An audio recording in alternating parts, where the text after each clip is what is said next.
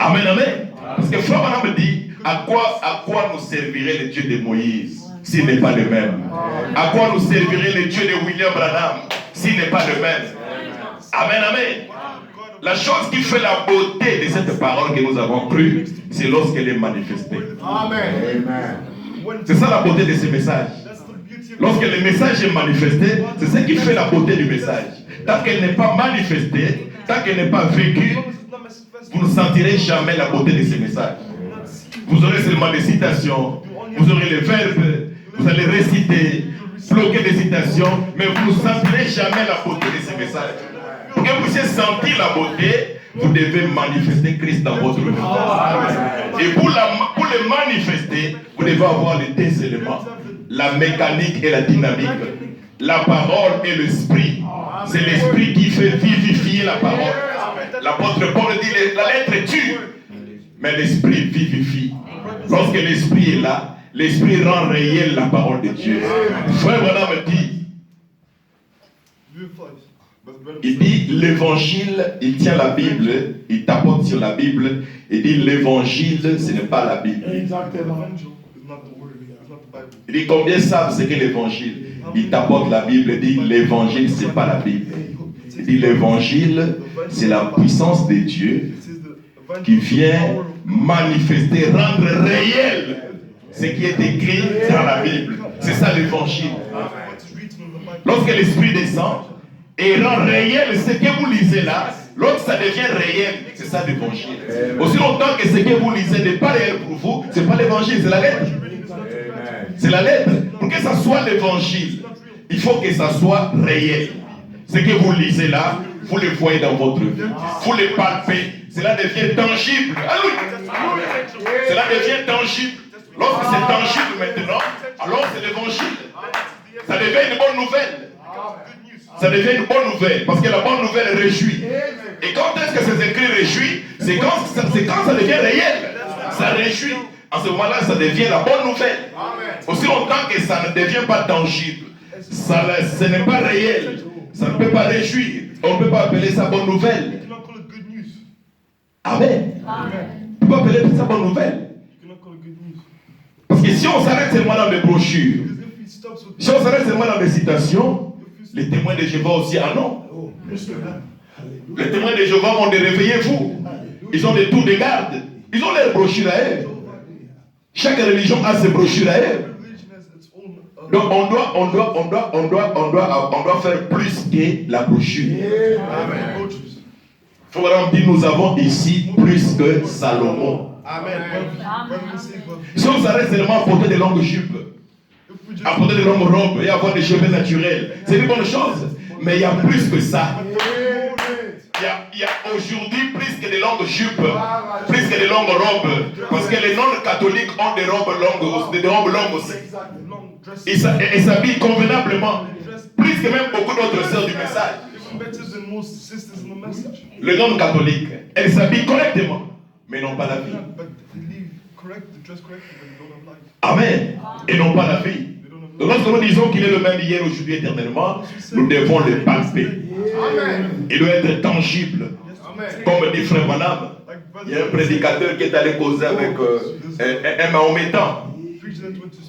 Avec un Mahométan, il a dit à ce Mahométan, pourquoi tu ne laisses pas cette religion pour venir croire en Jésus? Il dit, mais votre Jésus prêche la vie après la mort. C'est ce que notre Mahomet aussi prêche. Il prêche la vie après la mort. Mais votre Jésus vous promet des choses telles que je serai avec vous jusqu'à la fin du temps. Mais notre Mahomet ne promet pas ça. Il dit, vous, en dehors de la vie après la mort, votre Jésus vous a promis des choses que vous déviez. Vivez-moi ça, je croirai. Le frère a pleuré. Il a couru chez Frère Branham. Il a pleuré. Frère Branham me dit, quand il est venu, je lui ai imposé les mains. Quand je lui ai imposé les mains, il a reçu le Saint-Esprit. Il dit que ces Mahométans viennent encore. Il dit que ces Mahométans viennent encore. Parce qu'il était un homme différent. Il était un homme composé maintenant. Il n'était plus seul. Il avait quelque chose en lui. Il pouvait défier ces Mahométans. Mais avant, il était incapable de défier ces Mahométans. C'est ce qui se passe avec beaucoup de frères.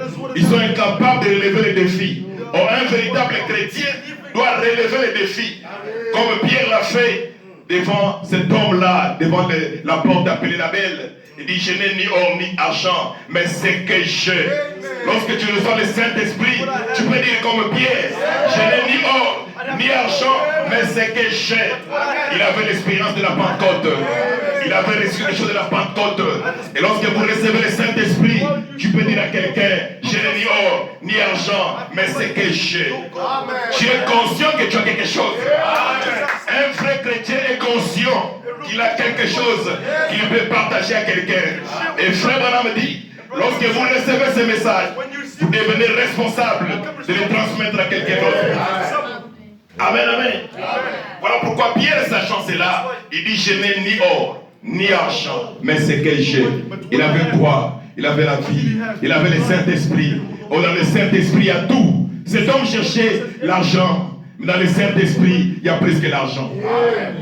Cet homme avait besoin de la guérison. Dans le Saint-Esprit, il y a la guérison.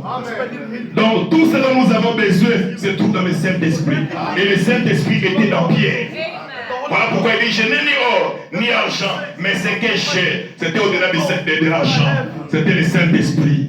Avec le Saint-Esprit, il pouvait être sauvé, il pouvait être guéri, il pouvait être béni sur tous les plans.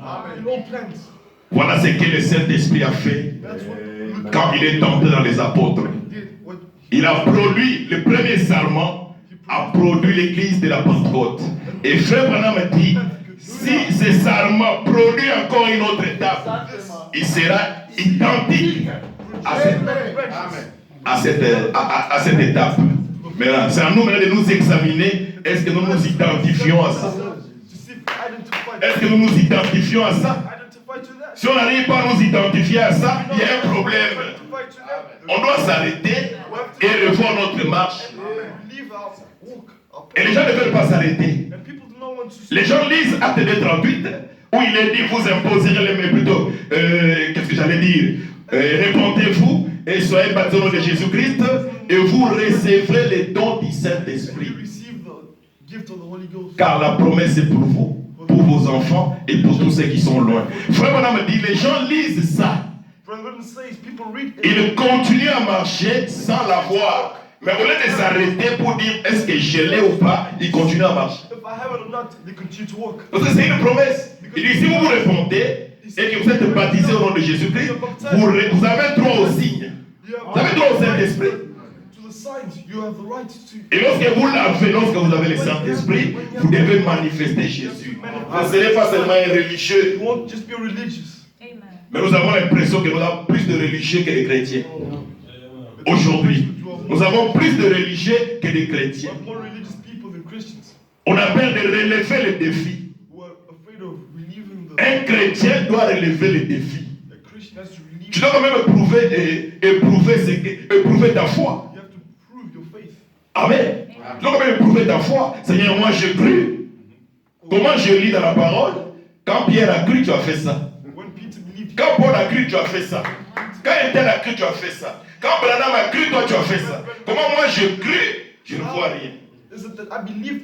Ça devait nous amener à nous examiner. Il ne faut pas seulement dire que Jésus-Christ est le même hier, aujourd'hui, éternellement. Il faut voir s'il est dans votre vie. Amen. Parce que ce qui fait trembler le diable, ce n'est pas nos déclarations. C'est la vie de Christ en nous. Vous savez, dans la Bible, les 7 fils de Séba ont voulu imiter les dieux que Paul prêche. Alors ils ont été chicotés par les démons. Parce qu'ils ont voulu imiter. Il faut posséder la chose. Même la Bible dit dans les Hébreux que la foi est une ferme assurance. La foi n'est pas de l'espérance. Parce que tu peux espérer et puis tu te fatigues. L'assurance est différente de l'espérance. On ne dit pas que la foi est une espérance, non. La foi est une ferme assurance des choses qu'on espère et une démonstration de celles qu'on ne voit pas. Et à la fin, on dit, pour l'avoir possédé. Il avait les anciens. Pour l'avoir possédé, amen, amen. Il faut posséder la chose. Il y a une différence entre un chrétien de confession et un chrétien de possession. Il faut posséder la chose. Lorsque vous possédez la chose, vous avez l'assurance. Vous ne prenez pas ce que quelqu'un d'autre a fait. Vous savez que vous l'avez. Amen, amen. Vous savez que j'ai Dieu. Je n'ai pas besoin que quelqu'un témoigne que j'ai Dieu. Vous sentez que je l'ai. Et ça chasse la peur. Ça chasse la peur. Ça chasse les inquiétudes. Ça vous rassure. Ça vous sécurise de cet esprit. Ça vous garantit. Vous vous sentez en sécurité. Peu importe les tempêtes de la vie. Que le ciel soit nuagé ou comment. Mais vous sentez quelque chose à l'intérieur de vous dire que vous êtes un fils de Dieu. Vous êtes une fille de Dieu. Malgré les secousses. Amen. Vous sentez que vous êtes rassuré. Quelque chose vous rassure au fond de votre cœur. Vous n'avez pas peur. Amen, amen. Vous n'avez pas peur. Et qu'est-ce qui enlève cette peur-là? C'est l'assurance. Le ciel peut être nuagé. Les eaux peuvent être troubles. Mais vous sentez la paix dans votre cœur. Vous sentez la tranquillité. Amen, amen. Donc frère Branham me dit, si l'esprit de Beethoven habite en moi, je vais écrire des poèmes. Et si l'esprit de Christ habite en moi, je vivrai comme Christ. Il dit forcément. Remarquez les gens qui vont au foot au stade. Ils entrent dans l'esprit du match. Toi tu peux être là, les gens crient, oh, tu ne sens rien. Parce que tu n'es pas dans l'esprit de la chose. Mais eux-mêmes, quand ils sont là devant les écrans, oh, ils sont hypnotisés. Ils sont dans l'esprit de la chose. Toi tu peux être là, à 0 mètre de la télé, tu ne sens rien. Mais quand tu écoutes la parole, comme tu es dans l'esprit de la parole, tu dis Amen. Et lui aussi peut être là. Tu dis mais Amen, c'est bon. Qu'est-ce qui se passe avec ces gens? Parce qu'il n'est pas dans l'esprit de la chose. Amen, amen. Et si l'esprit de Christ est en vous, vous pouvez créer une atmosphère. Créer une atmosphère. Et quelqu'un peut être guéri dans cette atmosphère. Est-ce que vous le savez? Vous pouvez être guéri sans qu'on vous impose les mains. Vous pouvez être guéri sans qu'on prie pour vous. Rien que l'atmosphère. Frère dit, je suis allé dans beaucoup d'endroits où les gens étaient malades. Mais j'ai prié seulement avant de partir. Rien que la communion, l'atmosphère créée, la personne était déjà guérie. Et on a prié pour remercier le Seigneur. Et vous êtes des créateurs de l'atmosphère. Vous pouvez créer une atmosphère. Amen, amen. Créer l'atmosphère et quelqu'un se sent bien. Quelqu'un se sent béni. Oh Seigneur, je ne sais pas si j'arriverai à tout lire. Mon temps est encore là, pasteur? Beaucoup ou peu de temps? Un peu plus que 20 minutes. Oh là là, je ne sais pas. Je ne sais pas. Je ne sais pas. Qu'est-ce que tu veux faire ici? Pourquoi crier parle? Pourquoi crier parle de Version Voix de Dieu. 14 juillet 63.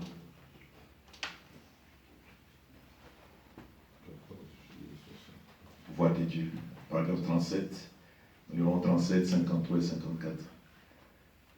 63. 63. 14 juillet 63. 37. Ah, ok. 37. Ok.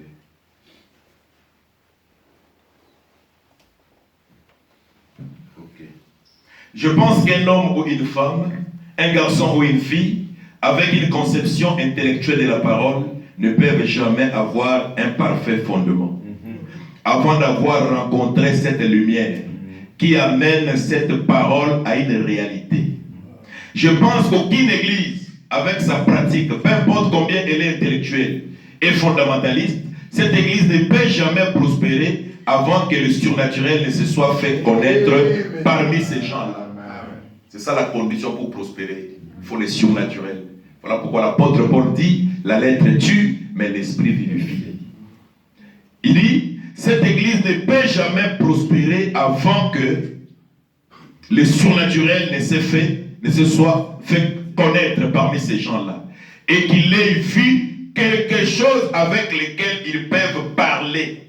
Et qu'il leur répondra et confirmera cette parole écrite. Amen. Amen. Paragraphe 53. Il parle de Moïse. Moïse, sa maman l'avait instruit. La maman lui avait donné la lettre, disant que c'est toi le libérateur. Tu es un enfant qui est né sous un signe. Tout ce que sa mère lui disait était vrai. Mais aussi longtemps que Moïse n'avait pas rencontré les surnaturels, tout ce que sa mère lui a dit était que la lettre. Amen, amen. Bien que sa mère lui ait dit ces choses et qu'il ait su cela, il avait cependant besoin d'un contact, d'un autre contact. L'enseignement était bon, mais il avait besoin d'un contact personnel. Tout comme Esaïe. Esaïe connaissait Dieu, Frère Branham dit, il avait une connaissance générale de Dieu. Comme les gens disent, ah, Dieu existe. Dieu existe. Il avait une bonne conception de Dieu. Mais Dieu voulait l'aider. Dieu a ôté les appuis qu'il avait, qui était le roi Osias. Dieu a ôté Osias pour que Esaïe puisse avoir le désir de chercher Dieu. Esaïe est allé au temple. C'est quand il est allé au temple, il a rencontré le vrai roi. Et Dieu peut le faire pour toi aussi. S'il y a quelque chose qui t'empêche de rencontrer Dieu, Dieu peut l'enlever. Si c'est un père, un oncle, une mère, ou qui que ce soit, qui t'empêche d'évoluer, Dieu peut l'écarter sur ton chemin. Pour que tu rencontres le vrai Dieu. Osias était un obstacle pour Esaïe, pour qu'il rencontre le vrai roi. Et Dieu l'a écarté. Et lorsqu'Esaïe est allé au temple, il a rencontré le vrai Dieu, le vrai roi. Il dit, l'enseignement était bon. Tout comme le frère du message aujourd'hui. Nous aimons le message de frère Branham. Nous aimons les mystères. Tout ça c'est bien. Mais il faut un contact personnel pour rendre Jésus-Christ au temps présent. Amen, amen. Mais il avait besoin d'un contact personnel. C'est ce dont le monde a besoin aujourd'hui. Les contacts personnels. C'est ce dont le monde a besoin aujourd'hui. C'est ce dont l'Église a besoin aujourd'hui. C'est ce dont chacun a besoin en tant que fils et fille de Dieu. Afin d'être cela, vous avez besoin d'un contact personnel. Voyez-vous, quelque chose, peu importe, vous savez que la parole est vraie, nous le savons. La parole est vraie. Le message est la vérité. Nous le savons. Peu importe, vous savez que la parole est vraie. Vous savez qu'elle est juste, nous le savons. Mais lorsqu'il y a ce contact et que vous voyez la chose se faire, alors vous savez que vous êtes sur la bonne route. Ça rassure. Lorsqu'il y a ce contact-là, ça enlève, ça dissipe un peu les raisonnements, les inquiétudes. Vous savez que je suis sur la bonne route. Alors que vous savez que vous êtes sur la bonne route. Amen. Voyez-vous, et regardez, cela sera toujours scripturel. Cela s'accordera tout à fait à l'écriture parce que ceci l'a fait. Amen. Lorsque vous avez les contacts personnels, vous avez quelque chose avec qui vous pouvez parler et elle peut vous répondre. Ça rassure. Amen, amen. Ça vous rassure. Vous savez que vous êtes sur la bonne route. Vous êtes au-delà des églises. Vous êtes dans le corps de Christ. Quelqu'un qui est dans le corps de Christ, on ne peut pas l'ébranler. Amen, amen. Les doctrines ne peuvent pas l'ébranler. Parce qu'il a un contact personnel. Il sait en qui il a cru. Il n'a pas cru au mouvement. Mais il a cru au Seigneur Jésus-Christ. Le Seigneur Jésus-Christ est la parole. Et frère Branham dit que l'obéissance entière à toute la parole vous donne droit au signe. On ne dit pas que l'obéissance à une église. L'obéissance entière à la parole de Dieu. Et la parole, c'est lui qui l'a apporté, c'est frère Branham. C'est lui le messager. Amen. Oh, que Dieu nous aide. Que Dieu nous aide. Nous allons lire dans sa présence Voix de Dieu dans sa présence, 9 septembre 62, VGR.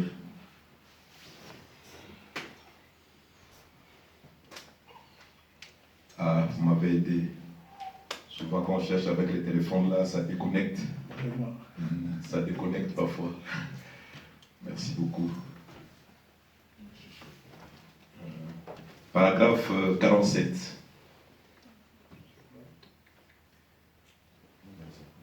En sa présence, 9 septembre 62, paragraphe 47.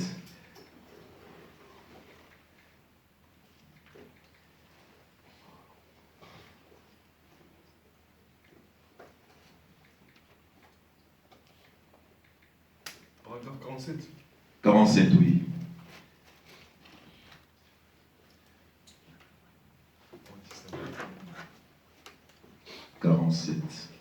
Ça est là. Bien que je t'ai déjà arrivé. Merci. Ok. Merci, nom de Dieu. Il y a quelque chose qui fait que quand vous trouvez Christ, vous ne pouvez plus vous taire. Jusqu'à la fin de vos jours, vous êtes une personne changée. En effet, lorsque la vie et la vie se rencontrent, cela produit une lumière éclatante. C'est vrai. Lorsque l'ampoule est connectée avec les fils, si l'ampoule est en bon état, elle va forcément répandre de la lumière. Si l'ampoule est connectée au fil, si l'ampoule est en bon état, l'ampoule c'est l'homme, c'est vous les croyants.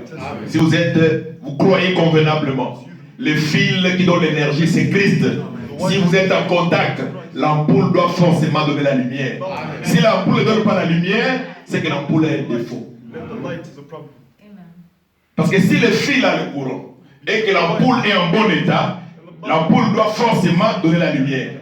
Si l'ampoule que vous êtes, les croyants, vous êtes en bon état, vous croyez convenablement la parole de Dieu, vous devez répandre Christ. Vous devez manifester Christ. Maintenant, si vous ne manifestez pas Christ, c'est que l'ampoule a un défaut. C'est que l'ampoule a un défaut. Parce que l'ampoule ne peut pas avoir le courant et ne pas se manifester. Amen.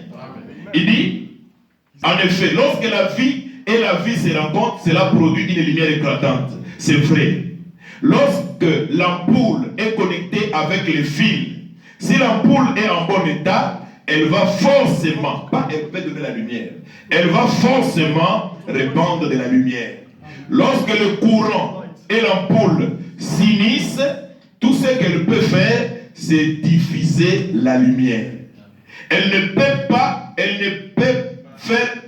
faire autrement.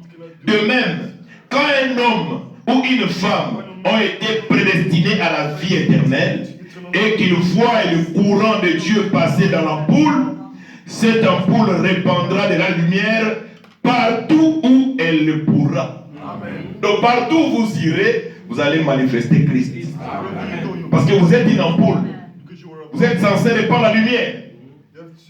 Amen. Amen. Partout où elle le pourra. Vous n'êtes peut-être qu'une ampoule de 10 watts.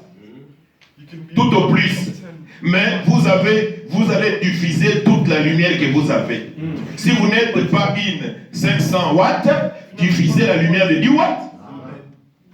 Répandez votre lumière, que votre lumière luise ainsi devant les hommes, afin qu'ils voient vos bonnes œuvres et qu'ils glorifient le Père qui est dans le cieux. Oui, monsieur. Amen. Peut-être que vous n'êtes pas 500 watts, mais peut-être que vous êtes 10 watts. Diffusez les 10 watts. Diffusez les 10 watts que vous avez. La lumière que vous avez là. La capacité que vous avez. Parce que tout le monde ne diffusera pas la même lumière. Mais la lumière que Dieu vous a donnée, diffusez-la. C'est ainsi que les hommes glorifieront Dieu. Amen.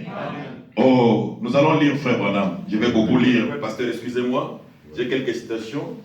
Je vais lire rapidement. Bien-aimé, tu peux m'aider?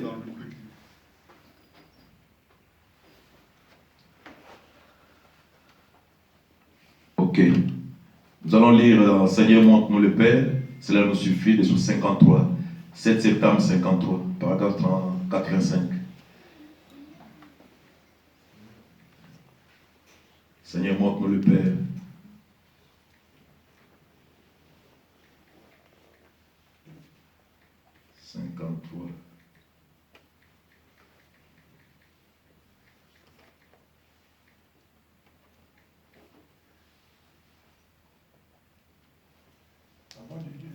Non, Cocher.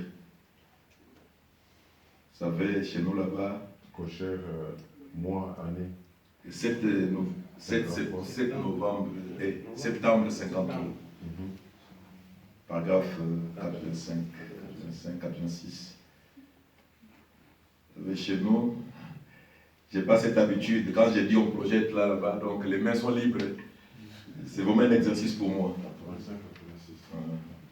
Merci, révérend. C'est vraiment un exercice.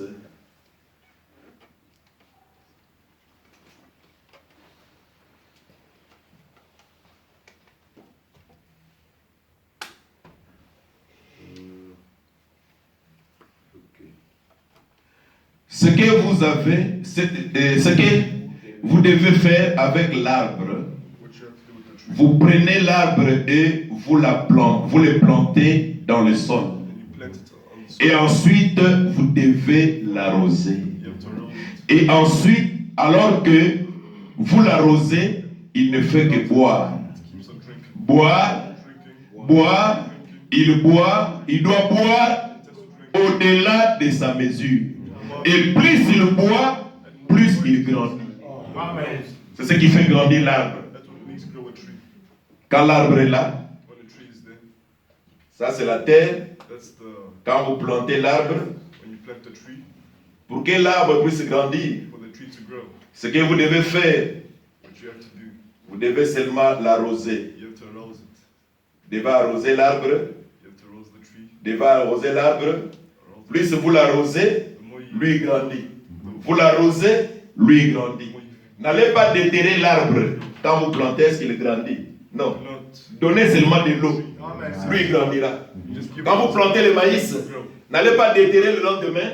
Est-ce que le maïs que j'ai planté là, ça grandit? Si vous allez détruire la semence. Vous allez détruire la semence. Plantez, confiez-la à la nature. La nature s'en chargera. Amen, amen. Il dit, il doit boire au-delà de sa mesure. Et plus il boit, il grandit. Il fait pousser des branches. Ensuite, il fait pousser des feuilles. Ensuite, il fait sortir des fleurs. Ensuite, il porte des pommes. Et c'est vrai, et c'est exact. Et c'est comme cela qu'un chrétien. Amen. Voilà pourquoi le diable connaît ça. Il sait que plus vous recevez la parole, vous allez grandir. Il doit vous éloigner de la parole. Il doit vous éloigner de la parole. Parce qu'il sait que la chose qui vous fait grandir, c'est la parole. Amen. Il dit, c'est comme ça qu'un chrétien, nous sommes plantés ensemble en Jésus-Christ, qui est la fontaine inépuisable de la vie. Nous sommes plantés en Christ et nous ne faisons que boire, boire, boire et nous croissons. Et tout ce dont nous avons besoin pour notre voyage terrestre, la guérison divine, la puissance de Dieu et toutes ces autres choses se trouvent dans chaque individu ici qui a reçu le baptême du Saint-Esprit. Car vous êtes plantés en Christ. Alléluia. Le baptême du Saint-Esprit. Oui, monsieur. Et tout ce dont vous avez besoin pour ce voyage de la vie, même l'enlèvement, est donc juste en vous. Amen.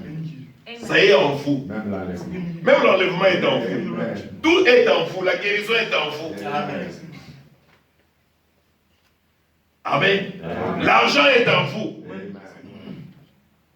Un jour, j'ai réprimandé quelqu'un qui disait, ah, nous là, il n'y a que nos parents qui ont acheté des maisons, nous on va plus acheter des maisons. J'ai dit, tu es en train de te maudire. Tu t'es maudit toi-même. Comment tu peux mettre fin à ta vie comme ça? Oh, vis la conjoncture actuelle. Il n'y a que nos parents qui avaient la chance d'acheter, de construire. Nous, on ne va plus acheter. Je dis, tu t'es maudit. Tu mets fin à ta vie. Alors Dieu nous a donné tout alors. Toutes les bénédictions rédemptrices pour lesquelles Christ est mort à la croix. Christ nous a donné cela. C'est à nous de les réclamer tout simplement. Frère Madame dit, ici je trouve quelque chose qui est au-dessus de toi et que je n'arrive pas à le prendre. Et qu'est-ce que je fais? Je prends l'échelle. Je mets l'échelle, je monte, je prends cela. Amen. Il dit, je prends l'échelle. Jusqu'à ce que j'aurai cette chose-là. Il dit, l'arbre qui est planté. Si c'est un pommier, il a des pommes en lui. Pendant qu'il est petit là, peut-être de 5 cm, 10 cm, les pommiers sont là. Mais ça va se manifester au moment opportun, au temps convenable. Il dit c'est pareil avec la parole. Mais pour quel arbre là avec ses pommiers? Quand vous l'arrosez ici, apparemment c'est comme si vous ne voyez pas de pommes. Quand vous arrosez ici, mais le petit arbre que vous voyez là a en lui les feuilles, les branches, les pommes, ça y est là. Mais pour les voir, il faut arroser l'arbre. Il faut seulement arroser l'arbre pour que l'arbre grandisse. Et quand l'arbre va grandir, vous voyez les étapes. Mais il faut me dire d'où vient cette étape-là. Il était là. Quand l'arbre grandit, vous voyez les feuilles. Il dit, mais d'où viennent ces feuilles? Il dit, les feuilles étaient là. Après, vous voyez les pommes. D'où viennent ces pommes? Les pommes étaient là. Il dit, c'est pareil avec la parole. Plus vous la recevez, au moment opportun, le fruit sort. Les étapes sortent. Mais le problème, la chose à faire, c'est d'arroser seulement l'arbre. C'est de recevoir la parole. Quelqu'un dit à Frère Manam, à part croire, qu'est-ce que je peux faire? Il dit, tu n'as rien à faire. Tout ce que tu dois faire, c'est croire seulement. En dehors de croire, tu n'as rien d'autre à faire. Plus vous croyez, plus vous grandissez. Plus vous croyez, plus vous grandissez. Amen, amen. Donc ne fabriquez pas. Beaucoup de gens fabriquent des choses. Fabala me dit, une brebis ne fabrique pas de la laine, mais il porte de la laine. Il dit, soyez seulement une brebis et les choses vont s'arranger tout seul. Vous porterez de la laine. Vous porterez de la laine. Parce que la laine, c'est un don accordé au mouton. Dit frère madame. C'est un don accordé au mouton. Et si vous êtes chrétien et que vous recevez la parole, les signes vont vous accompagner. Quand on dit, remarquez, Jésus a dit, voici les signes qui accompagneront ceux qui auront cru. Amen. Ce n'est pas aux chrétiens d'aller chercher les signes. Les signes ont reçu l'ordre de Dieu d'accompagner les chrétiens. Donc si toi tu es croyant, les signes doivent t'accompagner. Moi je n'ai pas mon temps à perdre. Les signes, accompagnez-moi non. Miracle, accompagnez-moi non. Je sais que si je crois, le maître a dit, les signes vont m'accompagner. Moi je crois seulement. Et pour voir si réellement j'ai cru, moi je vais seulement marcher. Je vais voir si ça va m'accompagner. Amen. C'est une manière pour vous aussi de voir si vous avez réellement cru. Parce que le maître a dit que les signes vont vous accompagner. Et croyez, continuez à marcher, voyez ça va vous accompagner. Mais si ça n'accompagne pas, arrêtez-vous d'abord. Voyez si vous avez bien cru. Parce que la Bible dit que ne dit pas que les signes peuvent vous accompagner, non. Il dit voici les signes qui accompagneront ceux qui auront cru. Amen. Et Frère Madame appelle Marc 16 l'identification d'un croyant de la Bible. Amen, amen.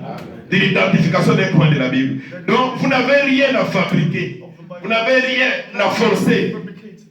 Prenez seulement la parole et Dieu fera le reste. Je voulais montrer quelque chose ici. Je ne sais pas si le frère Diego va m'aider. Je voulais illustrer quelque chose ici. Avec le coca, nous allons voir comment la parole nous fait du bien. Parce que beaucoup de gens veulent paraître. Beaucoup de gens veulent faire des choses par force. Mettez un peu de coca ici.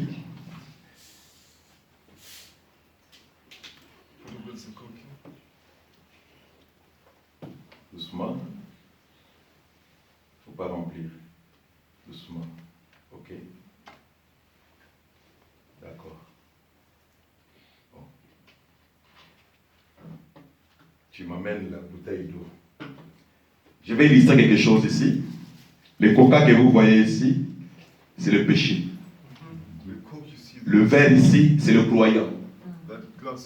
Il a le noir dans son cœur. Mais pour que le noir ici puisse quitter, il faut que la parole entre dans le cœur. On ne chasse pas les coca.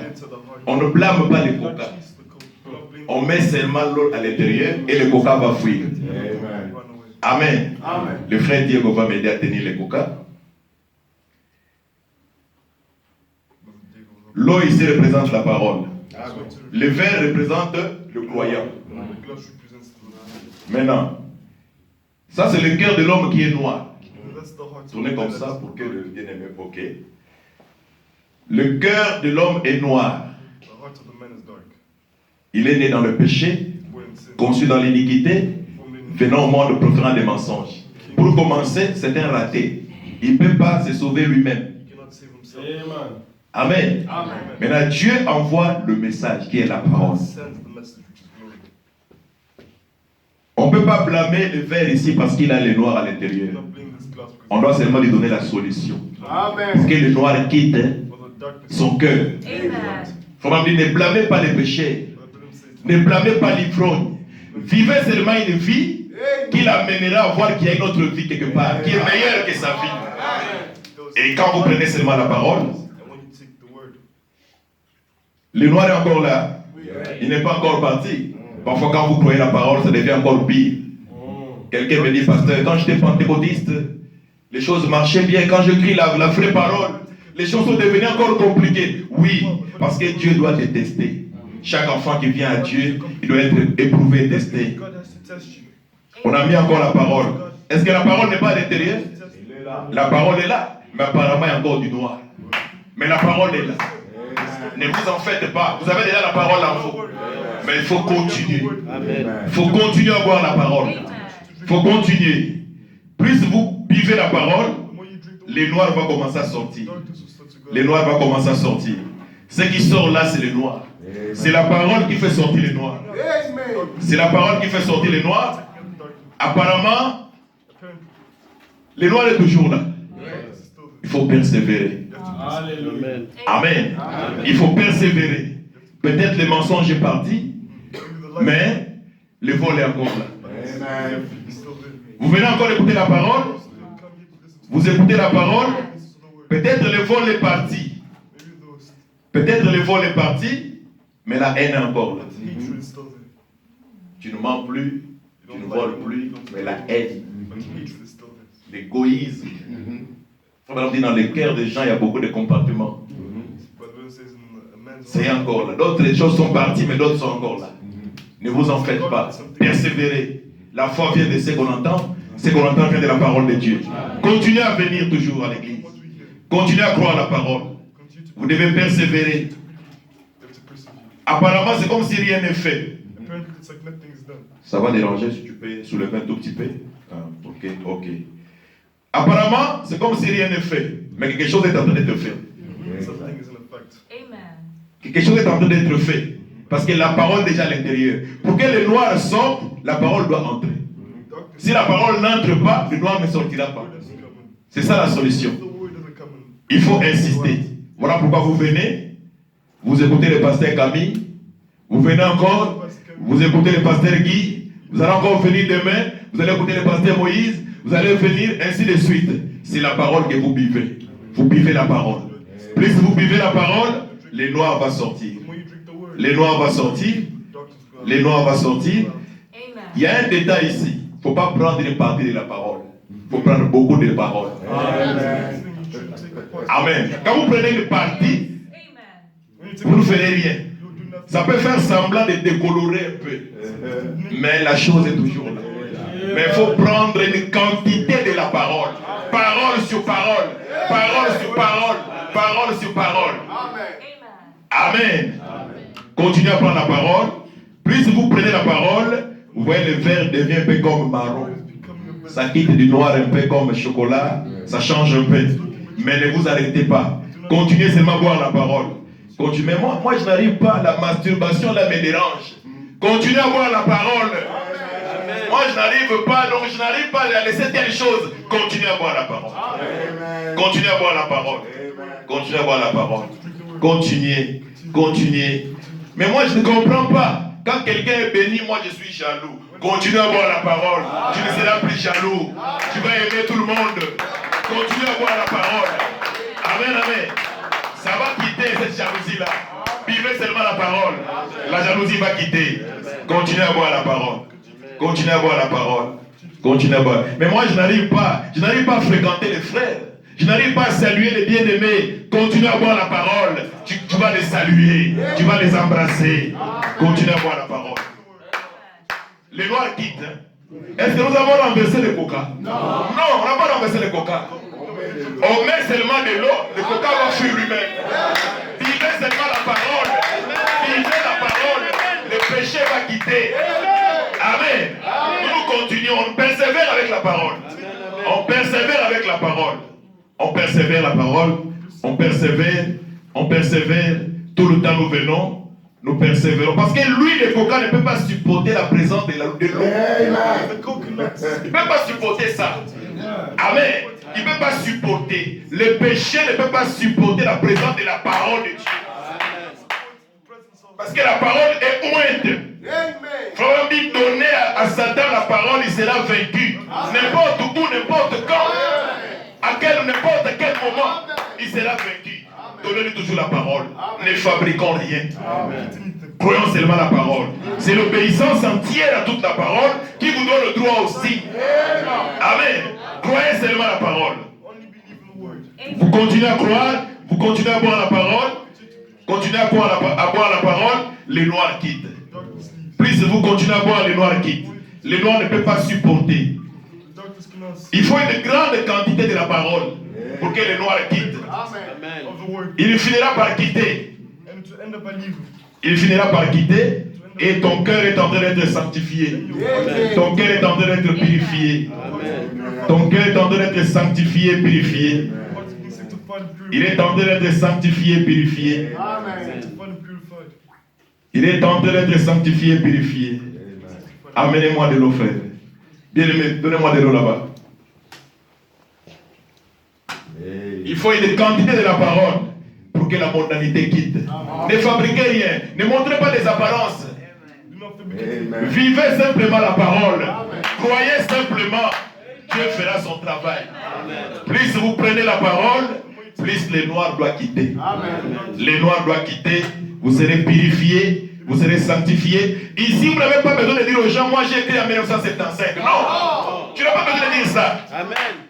Tu n'as pas besoin de dire aux gens que moi je suis ancien. Hein? Non. L'ancienneté sera prouvée par la parole que vous recevez. C'est ça la véritable ancienneté. C'est la parole que vous recevez. La quantité de la parole que vous recevez. C'est ça le frère ancien. Amen, amen. C'est ça le frère ancien. Tu peux être maintenant, tu as écrit en 74, mais le verre est encore noir. Hein? Tu as écrit en 74, mais le verre est toujours noir. Quelqu'un qui croit en 2015, le verre est clair. Qui est ancien? Qui est ancien? Tu crois en 75, le verre est noir. Celui qui croit en 2018, le verre est clair. Qui est ancien? Il continue à boire la parole. Il continue à boire. Il continue à boire. Les noirs sortent. Et ça vous amène à la perfection. Amen, amen. Plus vous vivez, faut dire nous allons de perfection en perfection, de gloire en gloire, de plénitude en plénitude, de remplissage en remplissage. Donc la chose à faire ici, il est devenu comment? Il est devenu clair. Hein? Les noirs est parti. Hein? Merci, que Dieu bénisse Frère Diego. Amen. Que Dieu bénisse richement. Donc la chose à faire ici, c'est de ne pas fabriquer les choses. Jésus-Christ est réel. Il est le même hier, aujourd'hui, éternellement. Croyez simplement la parole. Lui fera le travail. Croyez simplement la parole. Ne fabriquez rien. N'éprouvez pas les gens. Ne montrez pas aux gens que moi je suis moi, non. Laissez ces choses-là.